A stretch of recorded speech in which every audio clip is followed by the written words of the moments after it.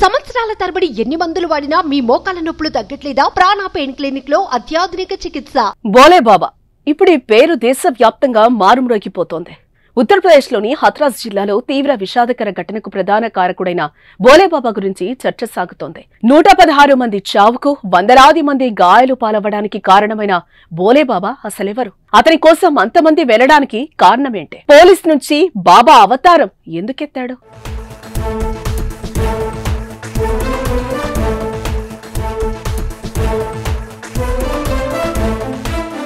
దేవునిపై నమ్మకం, భక్తి ప్రజలు ఉన్న భారతదేశంలో బాబాలకు కుదవలేదు. ఊరికో బాబా, పట్టణానికో స్వామీజీలు పుట్టుకొస్తూనే ఉన్నారు. అలానే పుట్టుకొచ్చాడు బోలేబాబా కూడా. ఇతగాడి పూర్తి పేరు సౌరభ్ కుమార్.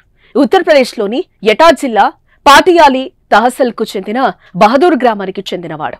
అక్కడే తన ప్రాథమిక విద్యను పూర్తి చేశాడు. తర్వాత ఉత్తరప్రదేశ్ పోలీస్ ఇంటెలిజెన్స్ బ్యూరోలో పనిచేశాడు.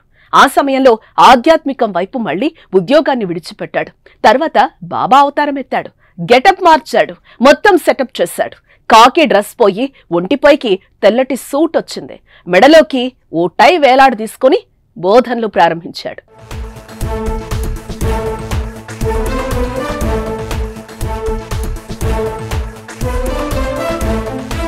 తనకి తానే దేవుడిగా ప్రకటించుకున్నాడు.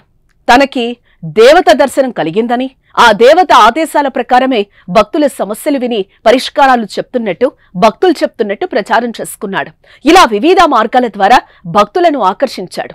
సోషల్ మీడియాను ఉపయోగించుకుని ఉత్తరప్రదేశ్తో పాటు రాజస్థాన్, మధ్యప్రదేశ్, ఉత్తరాఖండ్, హర్యానా, ఢిల్లీ సహా దేశవ్యాప్తంగా భక్తులను సంపాదించాడు.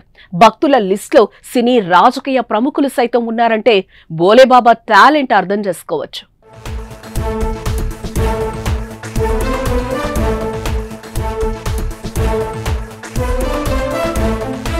ఈ భోలేబాబాను దర్శించుకుంటే జీవితంలో ఎన్నో మార్పులొస్తాయని అతన్ని భక్తులు నమ్ముతారు. అంతేకాకుండా ఆయన పాదధూళిని ఇంట్లో పెట్టుకుంటే నెగటివ్ ఎనర్జీ మాయమైపోతుందని అక్కడి వారి మూఢ విశ్వాసం. ఆయన నడుచుకుంటూ వెళ్లిన తర్వాత అక్కడి మట్టిని కూడా కొందరు భక్తులు సేకరిస్తారు. తమతో పాటు ఆ మట్టిని ఇంటికి తీసుకెళ్తారు. చిన్న పిల్లలకు బొట్టులాగా కూడా పెడతారని ప్రచారంలో ఉంది. బోలేబాబా ఉత్తరప్రదేశ్లోని అలీగఢ్లో ప్రతి మంగళవారం సత్సంగ కార్యక్రమాలు నిర్వహిస్తారు. వీటికి వేలాది మంది భక్తులు తరలివస్తారు. బాబాగారి బోధనలు విని అక్కడ ఇచ్చే మట్టిని తీసుకెళ్తారు. వాటిని భక్తులు చాలా పవిత్రంగా భావిస్తారు. తాజాగా ప్రమాదానికి కూడా అదే కారణమనే అనుమానాలు వ్యక్తమవుతున్నాయి. వాటి కోసమే పోటీపడి తొక్కిసలాట జరిగి 116 మంది చనిపోయినట్టుగా తెలుస్తోంది. తమకు తాము దేవుణ్ణి దూతలుగా చెప్పుకునే బాబాలైనా, స్వాములైనా, ఫకీర్లైనా ఫాస్టర్ల చుట్టూ తిరుగుతూ తమ కోరికలను వారితో మొరపెట్టుకునే ముందు 1కి 2 సార్లు ఆలోచించాలి. ప్రజలు విజ్ఞానంగా ఆలోచించాల్సిన అవసరం ఎంతైనా ఉంది. లేకపోతే ఇగో ఇలాంటి ఘోరాలే చూడాలి.